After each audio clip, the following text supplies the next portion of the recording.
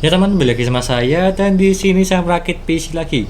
Rakit PC bertemakan full putih semua dengan part-part yang baru, kecuali dari segi harddisknya saya kan nggak masalah sih untuk yang ada di sini. Dengan performa yang kencang dan juga lebih worth it untuk gaming dan juga ngedit video. Yang dimana di sini saya menggunakan Core i5 Gen 10 10400F. Udah lama sekali saya tidak memakai ini ya. Karena kebanyakan dia itu menggantinya ke Ryzen 5 5600 maupun ke Core i3 Gen 12. Tapi ini tuh requestan dari usernya. Dia tuh pengen memakai Core i5 Gen 10 yang memiliki 6 core 12 thread. Ya udah lebih dari cukup lah untuk gaming dan juga editing. Serta GPU menggunakan RX 6600 dari Sapphire dan di harga 7.850.000. Dan apakah worth it atau tidak di harganya dengan tampilan berwarna full putih semua yang ada di sini? Ya nggak putih-putih banget ya, tapi sesuai dari segi temanya elegan berwarna putih. Kurang lebihnya seperti itu. Dan sebelum saya jelaskan apa saja spesifikasi yang ada di sini dan juga mereviewnya dari segi gamingnya maupun daya serta yang lainnya, jangan lupa klik subscribe di pojokan bawah tuh ya, tinggal diklik seperti itu. Lanjut yang pertama, untuk yang ada di sini saya menggunakan Core i5 Gen 10 10400F yang dimana dia itu tray ya, nggak ada boxnya yang ada di sini. Jadi ya wajar sih supaya lebih harga murah. Di harga 1.490.000, 6 core 12 thread udah lebih dari cukup. Tapi kalau semisal lebih kita cenderung ke gaming atau utamanya gaming lah, lebih baik menggunakan Core i3 Gen 12. Tapi kalau sama untuk editing maupun live streaming, render video maupun buat kerjaan, Core i5 Gen 10 udah lebih dari cukup untuk ini. Dan apalagi di harga terjangkau juga di 7 jutaan untuk rakitan yang ada di sini. Dan lanjut, saya tuh menggunakan mufo dari MSI Pro H510MB. Ini terbilang ya murah sih, di harga 900 ribuan kecil. Memakai ini supaya lebih hemat budget juga, tapi ini sudah lebih dari cukup. Dan apalagi dia sangat cocok sekali untuk pemula karena ada debug LED-nya di bagian pojok atas itu. Kalau ada kerusakan pasti kelihatan lah untuk merek MSI yang ada di sini. Meskipun lebih baiknya di seri B560, tapi harganya terbilang cukup mahal ya yang B560. Tapi kalau pakai Core i5 ya udah lebih dari cukup lah memakai serinya H510, jadi nggak masalah untuk yang itu. Dan lanjut, saya tuh menggunakan RAM dari Lexator 16GB kit 2x8GB di kecepatan 3200 contoh yang ada di sini dari segi boxnya di harga 550.000 untuk RAM. Beberapa RAM tersebut harganya memang agak naik, berbeda seperti zaman dulu, bisa di bawah 500 atau di 500 plus, tapi sekarang pada naik-naiknya meskipun nggak separah NVMe ya, jadi ini masih aman. Dan di bagian dalam sini untuk penampakannya berwarna hitam dan juga ke silveran dikit lah dari segi bentuknya. Dan selanjutnya saya akan menambahkan ini GPU dari Sapphire RX 6600 8GB untuk gaming, live streaming udah lebih dari cukup. Dan juga dayanya dia itu lebih hemat daripada di serinya RTX 2060, meskipun performa yang lebih bagusan ini atau lebih tinggi inilah RX 6600 yang dimana dia itu dual fan, membutuhkan 8 pin power dan juga ada backplate-nya, terbilang agak kecil ya dari segi GPU-nya di harga 2.820.000. Murah lah untuk ini karena kebanyakan rakitan dari saya sebelumnya tersebut lebih banyak menggunakan RX 6600 karena harganya di bawah 3 juta, jadi ini lebih worth it di harganya. Dan selanjutnya saya menggunakan NVMe dari APS Power ini ya, NVMe N1 kalau nggak salah namanya, yang 512GB terlebih dari cukup lah untuk software dan juga beberapa game. Ini udah cukup banget, yang penting memakai NVMe ataupun SSD udah lebih dari cukup lah untuk zaman sekarang supaya bootingnya itu cepat. Dan juga ini di harga 450.000 sebelum harganya naik lagi ya, karena beberapa brand naik semua harganya dari segi NVMe. Tapi kalau yang ini dia aman, garansi dari NJT untuk yang ini, jadi terbilang standar panjang. Dan selanjutnya saya menggunakan Deepcool AG400 seperti contoh yang ada di sini. Dan di sini penampakannya fan yang sudah saya ganti menggunakan fan wet atau fan putih lah. Ini tuh requestan dari usernya, dia tuh pengen bertemakan full putih semua, jadi saya mengganti fannya, sudah izin ke usernya, jadi ya cakep lah sesuai dari segi temanya. Dan juga ini di harga 270.000. Untuk yang serinya ini dia tuh memang agak naik di beberapa toko yang lainnya, ada yang 280, 270 maupun yang 260 juga ada sih, tapi ya masih kena ongkirnya lah dari segi GPU coolernya. Tapi dari segi heatsinknya Deepcool dia itu bagus sih, lihat aja habis ini dari segi suhunya apakah panas atau tidak untuk prosesornya. Dan selanjutnya saya tuh menggunakan power supply dari Frostfire 500 watt 80 plus bronze yang dimana di harga terjangkau juga di 620.000 untuk mengangkat Core i5 Gen 10 dan juga RX 6600. Apakah aman atau tidak, lihat aja nanti di akhir video dari segi reviewnya untuk mengangkat RX 6600 yang dimana tidak terlalu boros-boros juga lah. Kalau nggak salah sih mungkin di bawah 300 watt untuk full loadnya.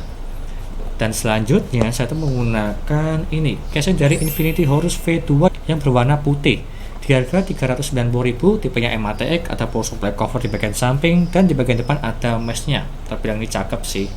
Udah saya review juga di video sebelumnya untuk yang ini Infinity Horus V2 secara spesifik di harga 390.000, tipenya MATX. Bagus dari segi casingnya, di harga terjangkau juga. Dan yang terakhir saya menambahkan fan, ada 6 fan RX7 satuannya di 35.000, jadi kalau 6 di 210.000, di bagian depan 3, atas 2, di bagian belakang 1 untuk sirkulasi udara supaya lebih bagus dan juga lebih dingin dari segi CPU cooler atau prosesor yang ada di bagian dalam sini. Dan tampilannya berwarna full putih semua. Keren sih, daripada yang RGB kayak pasar malam. Ya selera orang beda-beda lah untuk tema casing PC. Dan semua part-partnya sudah saya sebutkan satu persatu, dan apakah ini worth it atau tidak di harga 7.850.000 menggunakan Core i5 Gen 10 10400F dan juga RX 6600. Oh ya, aku lupa ya, harddisk juga di bagian dalam sini ada satu harddisk VD Blue yang dimana dia itu second 500GB di harga 140.000. Lanjut ke pengujian PC yang ada di sini. Yuk.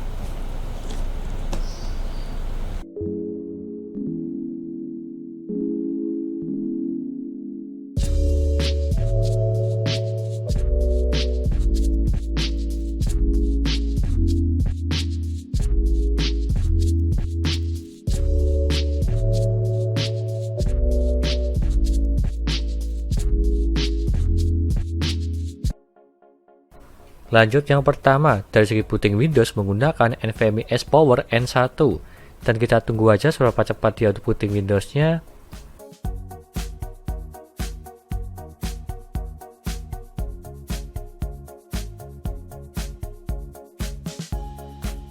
Dan dia mendapatkan di 14 detik, terbilang cepat kalau yang ini.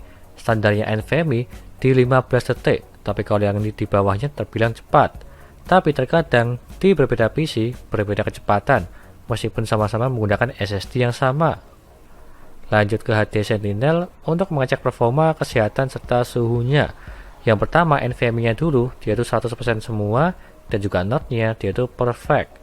Serta suhunya di 42 derajat terbilang masih aman lah untuk yang ini. Tapi kalau semisal pengen lebih dingin silahkan beli heatsink eksternal supaya lebih dingin dari segi suhunya. Lanjut ke harddisknya, dia itu juga sama 100% semua, dan juga node-nya dia itu perfect. Serta suhunya di 29 derajat terbilang ini dingin menggunakan harddisk second WD Blue.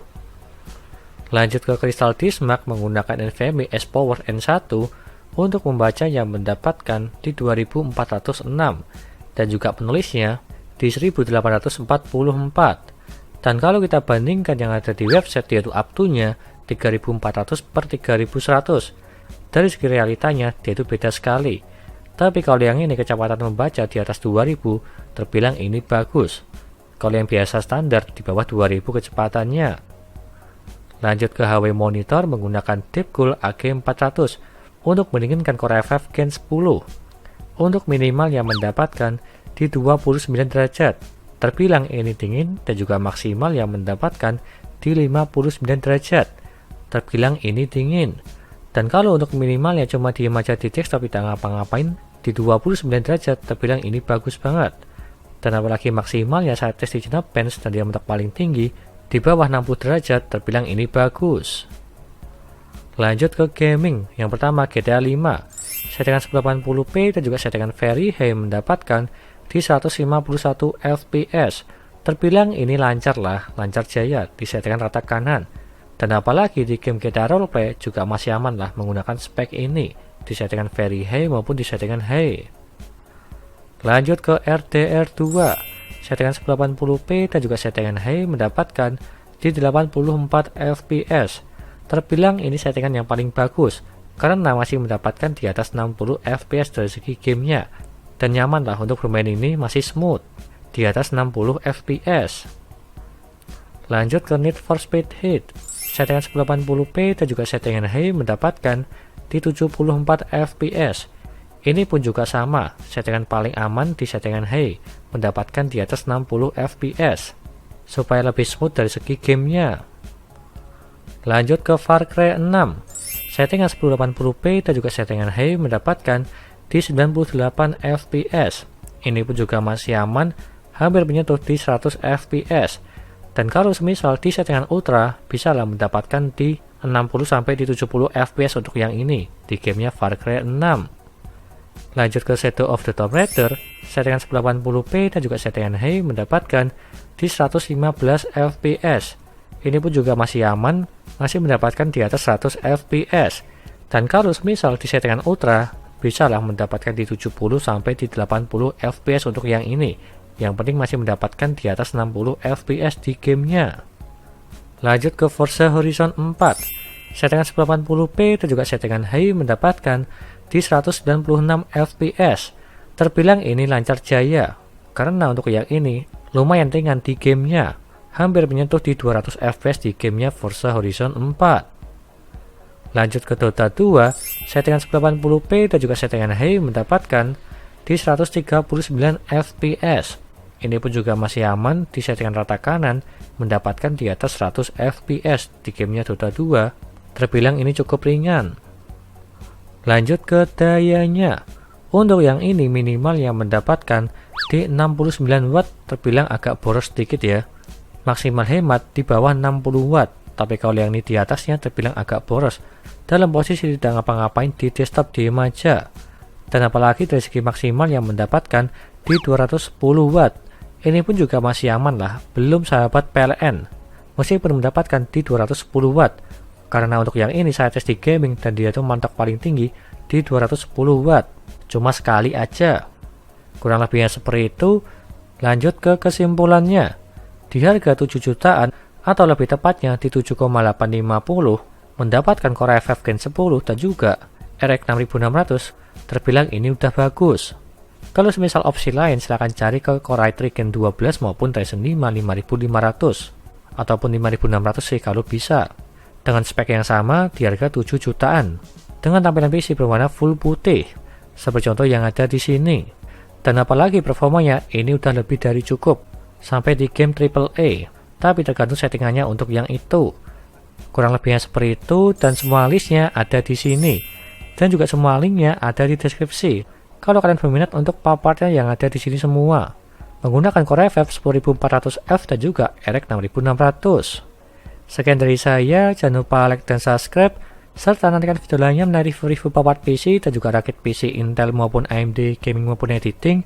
Dan juga jangan lupa share ke teman-teman kalian yang ingin rakit PC, tinggal DM aja. Terima kasih sudah menonton.